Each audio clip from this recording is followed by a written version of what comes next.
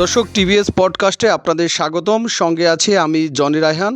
আপনারা জানেন সাম্প্রতিক সময়ে ঢাকা চট্টগ্রাম হাইওয়েতে বেশ কয়েকটি ছিনতাইয়ের ঘটনা ঘটেছে। এসব ঘটনার প্রসঙ্গে আজ আমরা কথা বলবো হাইওয়ে পুলিশের ডিআইজি অপারেশন জনাব শফিকুল ইসলামের সঙ্গে। জনাব শফিকুল ইসলাম, আপনাকে স্বাগতম।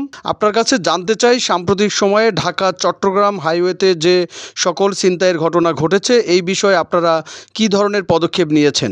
আপনি জানেন যে ঢাকা ও চট্টগ্রাম রোডে আমাদের ওখানে প্রায় টোটাল দিয়েছে 1400 ক্যামেরার মতো আছে। এখন যদি ফিক্সড চিন্তা হয় সেটা হয়তো ইয়ে করা যায় না, কিন্তু কোনো গাড়ি যদি চিন্তা ইয়ে হয় তাহলে তো এটা নিয়ে আমরা কাজ করতে পারি। এটা আমাদের একটা স্কোপ আছে, এটা একটা বিষয়। দ্বিতীয় বিষয় হচ্ছে যে আমাদের এই ইয়েতে যেহেতু খুলতে হবে তখন আমরা দিচ্ছি, এবং আমাদের যে কয়টা নোটিশে আসছে বা আমরা জানতে পারছি সে কটা যদিও মামলা হওয়ার পর এগুলো জেলা পুলিশ দেখে, তারপরে আমরা সেটা একটা তদন্ত করি, করে মনিটর করি যে টাকা ধরা ইয়ে করলো কিনা। আর রোডের ওপর ধরা হলো তো যেরকম মিয়া বাজারে সন্দেহ ডাকাতির চেষ্টা করছিল, এটা তো আমাদের হাইওয়ে পুলিশ সঙ্গে সঙ্গে যে ইয়ে করে করছে, এটা আমরা করে থাকি। আসলে এটা তো পুলিশিং কাজ, যেটা আমরা এটা করতেছি এটা তো আমাদের চলমান প্রক্রিয়া চলতেছে। ক্ষমতার পট পরিবর্তনের পর পুলিশের যেমন সংস্কার হয়েছে, যদি বলি বিভিন্ন ইউনিটে হয়েছে, তো হাইওয়ে পুলিশ আসলে নতুন উদ্যমে যদি বলি যে জনসাধারণকে সেবা দেওয়ার জন্য এবং সড়কের ভোগান্তি কমানোর জন্য কি ধরনের পদক্ষেপ নিচ্ছেন আপনারা বা পরিকল্পনা রয়েছে? যেটা আমরা বললাম যে আমরা হাইওয়ে গুলো ইয়ে করার জন্য আমরা চেষ্টা করছি। এটা টোটাল হাইওয়ে যেরকম ঢাকা চিটাগাং পরীক্ষা করছি, টোটালটা সিসি ক্যামেরার আওতায় নিয়ে আসার জন্য। তারপরে ঢাকা মাওয়া সড়ক যেটা আছে এটা রোড সিসি ক্যামেরা আছে, আমরা টোটাল কানেক্টিভিটিটা নিয়ে এটা আমরা চেষ্টা করতেছি যে বিআরটি এর সঙ্গে কানেক্টিভিটি নিয়ে একটা গাড়ি ধরা ওভার স্পিডে যাচ্ছে, এটা আর আমার লোকজন ইয়ে করা লাগবে না, মানে ঢাকা থেকে গাড়ি থামায় মামলা দিতে হবে না।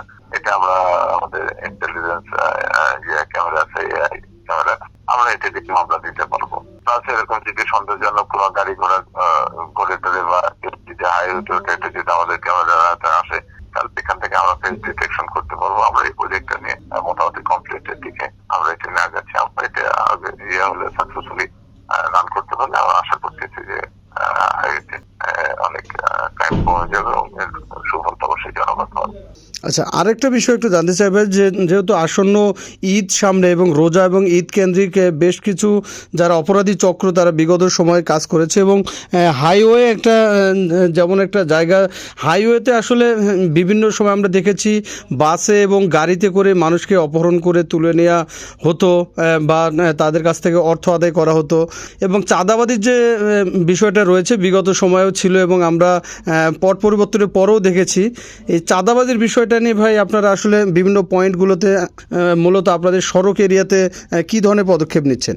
আমরা যেটা বললাম যে চাঁদা, আমি খুব ইয়ে করে বলি যে এটা তো ধরেন আমাদের জন্য, আমাদের পার্টে যদি বলি এটা আমাদের $0 আমাদের নতুন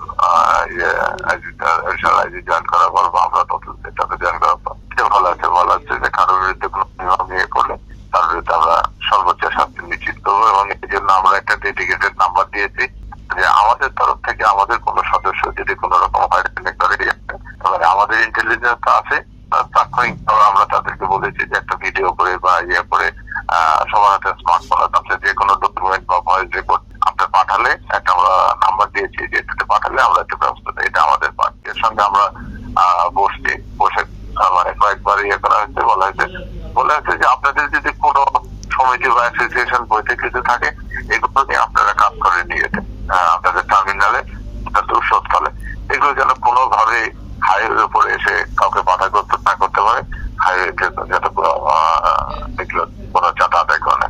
সুতরাং তারা কথা দিচ্ছে যে তারা কোনো হাইওয়েতে তাদের কোনো লিগাল ইয়ে নয়, হাইওয়েতে যদি কেউ আসে এটা তোলে, এটা আমি বলবো যে এটা অবৈধ, এবং এই সংবাদ আমরা পাওয়ার সঙ্গে সঙ্গে বা এটা আমাদের নলেজে আসার সঙ্গে আমরা তাদের বিরুদ্ধে সর্বোচ্চ ইয়ে নিশ্চিত করবো। জি, অসংখ্য ধন্যবাদ ভাই। শেষে একটু জানতে চাই যে আসন্ন ঈদ যে আসলো সামনে এবং ঈদে ঘরে ফেরা মানুষের জন্য সড়কের ভোগান্তি কমানোর জন্য আসলে বিশেষ কোনো ব্যবস্থা থাকবে কিনা?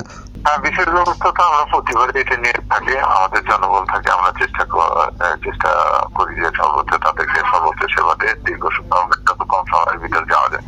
কারণ আমার লোক না হওয়া পর্যন্ত ঢাকা চিটাগাং বা ঢাকা টাঙ্গাইল রোডে এই যানজটটা শেষ না হওয়া পর্যন্ত তো আমাদের আসলে কারো ছুটি থাকবে না। কাজে আমাদের আন্তরিকভাবে চেষ্টা থাকবে যে পসিবল আমরা এই গাড়িগুলো পার করে দিতে পারি, লোকগুলোকে নিরাপদে বাড়ি। আমাদের জন্য এই যে প্রোগ্রাম করে এবার আমরা যে এদিকে তো ক্যামেরা দিয়ে আমরা দেখতে পারবো যে কোথায় কোথায় যানজট হচ্ছে, তাৎক্ষণিক ব্যবস্থা নিয়ে যায়। আর ঢাকা টাঙ্গাইল রোডে এখানে একটা যানজট হয়েছে, এখানে আমরা পর্যাপ্ত সংখ্যক ড্রোন রেখেছি এবং আমাদের তিনটা ড্রোন আছে যেটাতে ধরেন আমরা এখান থেকে ওয়্যারলেস কানেক্টেড দিয়ে করে এবং সেখানে হেলার আপনার লাইট লাগানো আছে। এটা যদি হয় যে এরকম কোথাও যানজট হয় সেখানে আমাদের লোকজন আমরা দেখে তাৎক্ষণিকভাবে ব্যবস্থা নিতে পারবো, সমস্ত রোডে আমাদের ইয়ে থাকবে। এবং একবার তাৎক্ষণিকভাবে কোনো গাড়ি যদি কোনো ধরেন আপনার কোনো ভাইলেশন করা হয়, একটা গাড়ি দ্রুত গতিতে 0.5 কিলোমিটার চলে যাচ্ছে, হয়তো ওই 0.5 কিলোমিটার আমার লোক নাই, আমরা যদি এটা আপনাদের ড্রোনের হাতে নিয়ে আসতে পারি তেমন হবে ড্রোনটা যে অটোমেটিকলি গাড়ির বাসের সামনে বাসাটাকে ঘোষণা দেবে এখান থেকে, যেন আপনার রং রুটে যাচ্ছেন, আপনার রং রুটে যাবেন না, আপনার অতি দ্রুত যাচ্ছেন এটা যাবেন না, আপনার এই সমস্যা। এটা আমরা তাকে কিন্তু অ্যানাউন্স দিয়ে একটা মাইক দিয়ে অ্যানাউন্স করলে অবশ্যই গাড়ির সামনে আসলে গাড়ির লোক জানতে পারবে।